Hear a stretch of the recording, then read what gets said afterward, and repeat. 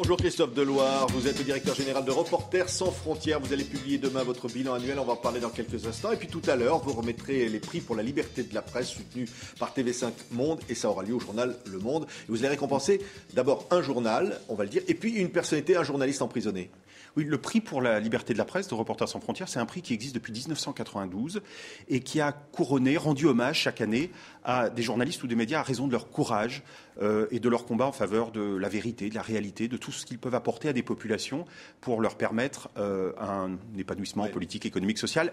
La liberté de l'information, ce n'est pas un privilège pour les journalistes. Alors, Mazen Darwish, par exemple, donc journaliste syrien, vous le récompensez alors qu'il est en prison.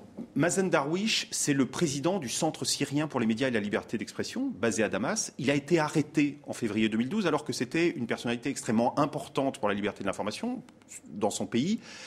Il a été arrêté lors d'une intrusion, d'un raid des services de renseignement de l'armée de l'air. Depuis, il est en détention, il est malade, il ne bénéficie, semble-t-il, pas de soins. On est sans nouvelles de lui. La situation est très préoccupante, mais c'est à raison de son combat qu'il est honoré aujourd'hui par le prix Reporters sans frontières pour la liberté de la presse. Ce prix aidera donc à une mobilisation, une prise en compte. Et Hache Sobre, alors ça c'est un média afghan. C'est un grand quotidien, peut-être le grand quotidien afghan, créé en 2007 par des journalistes afghans, des grands journalistes, un journal de qualité qui prouve que dans un pays où il est extrêmement difficile d'exercer la liberté de la presse, de l'information, des résistants, d'une certaine manière, parviennent à publier chaque jour un journal qui est diffusé aussi dans des provinces et qui parle des libertés, de la démocratie, du gouvernement et qui tente de faire évoluer positivement ce pays, l'Afghanistan, où les libertés sont souvent piétinées et notamment par les talibans. Alors voilà les prix donc pour la liberté de la presse cette année et on parle maintenant de ce rapport que vous allez publier demain, le rapport annuel sur la liberté de la presse. On peut dire que c'est un bilan affligeant, terrible. C'est consternant. En fait, jamais le nombre de journalistes tués dans l'exercice de leurs fonctions n'avait été aussi élevé depuis que Reporters sans frontières a créé et publié pour la première fois ce bilan en 1995.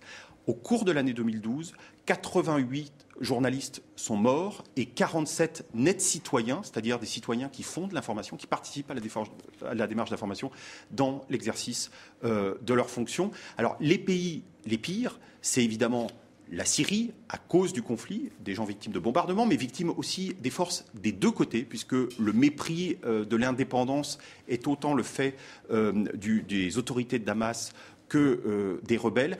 Un autre pays où les journalistes sont gravement atteints et souvent assassinés, c'est la Somalie, où des milices, les Shebabs, et aussi des pouvoirs locaux portent atteinte aux journalistes. Et puis c'est le Pakistan, qui est l'un des principaux pays, à cause des talibans, qui tuent notamment dans la région du Baloutchistan, aux confins de l'Afghanistan et du Pakistan. Alors ça, ce sont les journalistes tués, hélas. Les atteintes à la liberté de la presse, elles sont multiples, j'imagine.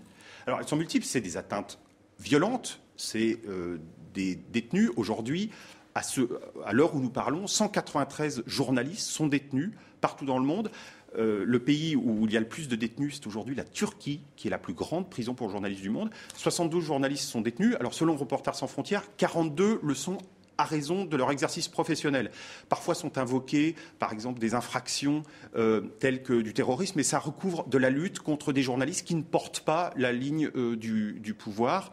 Mais malheureusement, les détentions, c'est aussi en Chine. En Chine, il y a une centaine d'acteurs de l'information. On peut dire que c'est chaque année, la Chine est toujours là. La Chine reste un des pays où, parfois, pour une information sur un réseau social, un citoyen qui veut révéler un bout de vérité est placé en détention, parfois pour des détentions extrêmement longues. Quels sont les autres pays sur cette liste noire ? Les pays, il y a par exemple l'Érythrée. Alors l'Érythrée, c'est l'un des pays, c'est un pays peu connu, qui est dans la corne de l'Afrique, où en 2001, il y a eu une rafle de journalistes. Tous ont été placés dans des camps. Un certain nombre, ils décèdent. C'est des camps où les journalistes n'ont pas droit à des procès, pas droit à des avocats. Reporters sans frontières a d'ailleurs une radio qui s'appelle Radio Irena, à destination de ce pays le plus fermé du monde, qui est le dernier au classement mondial de la liberté de la presse. Et nous diffusons depuis Paris, en langue tigrinya, les seules émissions indépendantes à destination de ce pays, pour que les gens sur place puissent bénéficier d'autres versions que la pure propagande et les mensonges du régime. Alors, il y a évidemment des pays qui sont chaque année pointés du doigt. Est-ce qu'il y a des progrès parfois ? Il y a des pays où il y a des progrès, mais où la situation demeure grave. C'est le cas, par exemple, dans certains pays d'Europe de l'Est, à l'extérieur de l'Union européenne, tels que le Bélarus, où il y a moins d'arrestations et d'interpellations cette année, mais parce qu'il y a eu des mouvements de contestation l'année dernière et qu'il n'y en a pas eu cette année. Mais de manière générale, on s'en aperçoit, les exactions, les violations physiques demeurent extrêmement graves. Il y a des progrès sur la liberté de l'information, imputables notamment à des facteurs technologiques tels que le web, l'Internet, qui est un facteur de libération, qui est en même temps un facteur de contrôle. Et c'est pourquoi Reporters sans frontières, pour essayer de rompre l'équilibre entre la libération et le contrôle sur Internet, a récemment créé un site qui s'appelle wefightcensorship.org. Nous combattons la censure en anglais et qui permet à des journalistes ou des nets citoyens de partout dans le monde de publier des contenus censurés et ainsi d'empêcher de retirer au pouvoir qui censure leur intérêt objectif à censurer. C'est ce qu'on appelle l'effet Streisand sur le web, qui consiste à dire aux censeurs, si vous censurez, on fera en sorte que ce que vous avez voulu occulter, cacher, ait encore plus d'écho. Et ainsi, à l'avenir, vous vous abstiendrez peut-être d'empêcher les informations de sortir. Il y a eu des mouvements d'espoir. Je pense par exemple à la révolution tunisienne ou la chute de Moubarak en Égypte. Est-ce que cela s'est traduit de manière positive?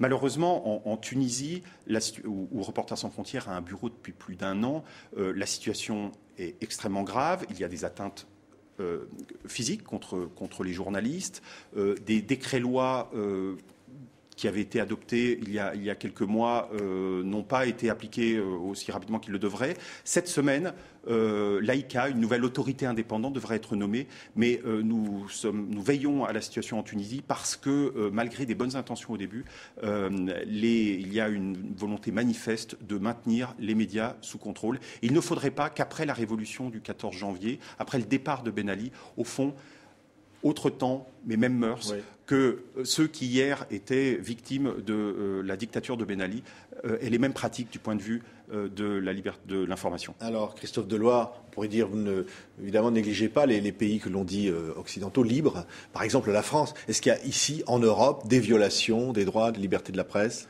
Alors, on n'est pas dans le même type de violation que dans les pays qu'on vient de citer, en Chine, en Érythrée, que dans des pays despotiques. Mais il y a plusieurs manières de porter atteinte à la liberté de la presse. Il y a la manière, à la façon de George Orwell, vous savez, l'auteur de 1984, avec un pouvoir despotique.